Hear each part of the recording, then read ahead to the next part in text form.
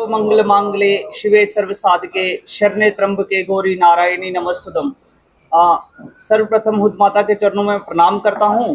तत्पश्चात यहाँ हुद माता कमेटी के सभी मेंबरों की तरफ से लोकतंत्र के चौथे स्तंभ के सभी सैनिकों का मैं धन्यवाद करता हूं कि आपने अपना बहुमूल्य समय आज इस प्रेस वार्ता के लिए निकाला है। उसके लिए मैं आप सभी का धन्यवाद करता हूं। आज इस प्रेस वार्ता का मुख्य कारण ये है कि 8 जुलाई 2024 को वार्षिक हुद माता यात्रा प्रारंभ होने जा रही है। इसी का मैसेज हम श्रद्धालुओं को आपके माध्यम से देना चाहते हैं। जिस प्रकार आप जानते हैं कि प्रतिवर्ष ये हुद माता यात्रा ये क्या बोलते हैं जुलाई महीने में शुरू होती है, तो इस वर्ष भी 8 जुलाई को ये माता की यात्रा धराल नगरी कठुआ से शुरू होगी। थोड़ा मैं आपको ब्रीफली हुद माता के बारे में बताना चाहता हूँ। ये जो हुद माता त्रिसंध्या माता यात्रा प्रसिद्ध तीर्थ स्थान डिस्ट्रिक्ट किश्तवाड़ के तहसील दक्षिण के गांव नंथनाला के पर्वतीय अंचल में 9600 फीट की ऊंचाई पर स्थित है, जिसका स्थानीय नाम होदलड़ है। और लोक मान्यता के अनुसार यहाँ पर जगजननी महाजगदम्बे का स्वरूप देवी सती का अवतार विग्रह रूप यहाँ पे विराजमान है। इसी के साथ इस तीर्थ स्थान के रास्ते में आने वाले जो ये तीर्थ स्थान है वह अपना कैकूट मंदिर है, हुद माता भवन है, त्रिसंध्या माता है, दूध गंगा है, वह ब्रह्म पर्वत व ब्रह्म सरोवर है। तो इसी के लिए हमने आप सभी को यहाँ पे एकत्रित किया है कि इसके बारे में हम श्रद्धालुओं को एक मैसेज देना चाहते हैं, जो आपको मैं थोड़ा सा ब्रीफली, जैसे मैंने त्रिसंध्या माता के लिए आपको बताया, भवन से 1 से 2 किलोमीटर दूर एक जलधारा बहती है, जिसको प्रसिद्ध त्रिसंध्या माता के नाम से ये पूरे भारत में प्रसिद्ध है। इसका बड़े ग्रंथों में भी इसका वर्णन है इस त्रिसंध्या माता का। और इसकी विशेषता ये है कि ये त्रिसंध्या माता दिन में 3 बारी अलग अलग समय पे एक जलधारा के रूप में नीचे उतरती है, और ठीक 1 से 2 घंटे के बाद जब ये सूखती है तो ये नीचे से ऊपर की तरफ सूखती है। और जब आप वहां पर फिर वापस जाएंगे तो आपको ऐसा प्रतीत होगा कि यहाँ पर कभी जल का कोई बूंद वहां पर दिखने को नहीं है। ये पूरे विश्व में एक ऐसा अद्भुत दर्शन है जो आपको पूरे विश्व में कहीं पे नहीं मिलेगा।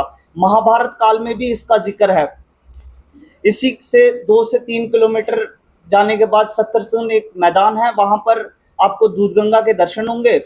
और थोड़ा और आगे जाने के बाद, जैसे आप सबको पता होगा ब्रह्मा पीक, तो ब्रह्मा पीक के दर्शन भी आपको उसी स्थान पर होंगे। और उसके दामन में ब्रह्म सरोवर भी आपको वहीं पर देखने को मिलेगा।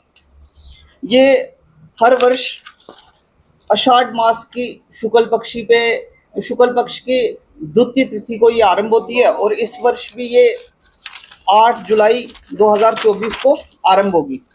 तो इसका थोड़ा मैं शेड्यूल आपको बताई। 2027 दोपहर को धरालन नगरी कठुआ से ये प्रस्थान करेगी, और ये शालामार के रणवेश्वर मंदिर में इसका भव्य स्वागत होगा। शालामार से पुरानी मंडी राज तिलक रोड परेड से होते हुए ये बेलीचराना हुद माता मंदिर में पहुंचेगी, और जहां पर इसका जो नाइट स्टे होगा ये हुद माता मंदिर में ही होगा। और कमेटी की तरफ से वहां पर एक जागरण का भी आयोजन होगा। इसी के साथ अगले दिन सुबह 9 तारीख 7/2024 को बेलीचराना हुद माता मंदिर से ये किश्तवाड़ डिस्ट्रिक्ट किश्तवाड़ के गौरी शंकर मंदिर सरकूट में ये पहुंचेगी, और रात्रि का जो विश्राम होगा वो गौरी शंकर मंदिर कठुआ में ही, ये क्या बोलते हैं, किश्तवाड़ में ही रहेगा।